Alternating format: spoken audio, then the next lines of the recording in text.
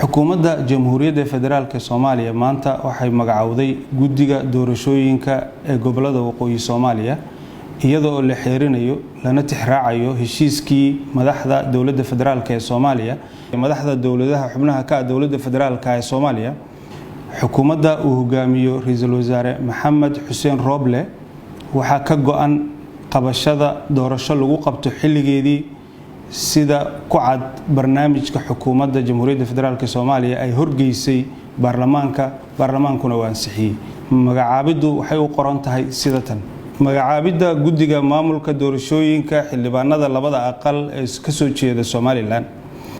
ra'iisul wasaaraha xukuumadda Jamhuuriyadda Federaalka Soomaaliya markuu arkay qodobka 99aad iyo qodobka 100aad ee dastuurka kumeel gaarka ah ee Jamhuuriyadda Federaalka Soomaaliya markuu arkay habraaca hirgelinta heshiiska siyaasadeed ay si wada jir u gaareen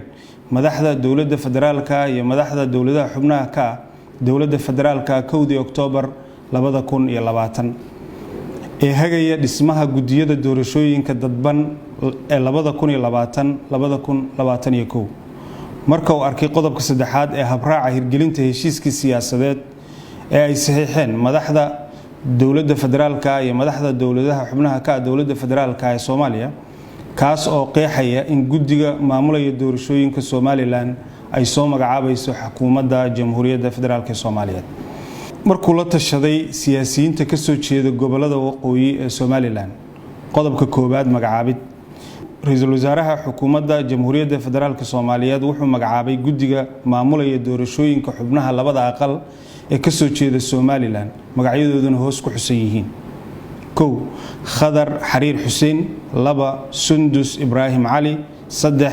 Ahmed Daahir Xasan 4 Maxamed Cabdullaahi Jirde 5 Cabdiraxmaan Cusmaan Aadam 6 Zamzam Maxamed Faarax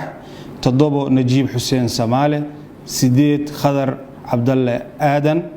9 Saynab Ismaaciil Xasan 10 Ifraax Umar Ducaale 11 Umayma Cabdullaahi Ciise Good qodobka 2aad guddiga doorashooyinka xildhibaanada gobolada waqooyi ee Somaliland waxa ay mas'uul ka yihiin inay qabtaan doorashooyinka xildhibaanada ka soo jeeda Somaliland ee labada aqal ee baarlamaanka federaalka ee Soomaaliya golaha shacabka iyo aqalka sare guddigan waxa lagu daray 3 xubnood oo ay soo magacowday xukuumadda Jamhuuriyadda Federaalka Soomaaliya si waafaqsan heshiiska siyaasadeed ay saxiixeen madaxda dawladda federaalka ee Soomaaliya iyo madaxda dawladaha xubnaha ka dawladda federaalka ee Soomaaliya qodobka 3aad dhaqangalka magacaabidani waxay dhaqan galaysaa isla marka uu saxiixo ra'iisul wasaaraha xukuumadda Jamhuuriyadda Federaalka Soomaaliya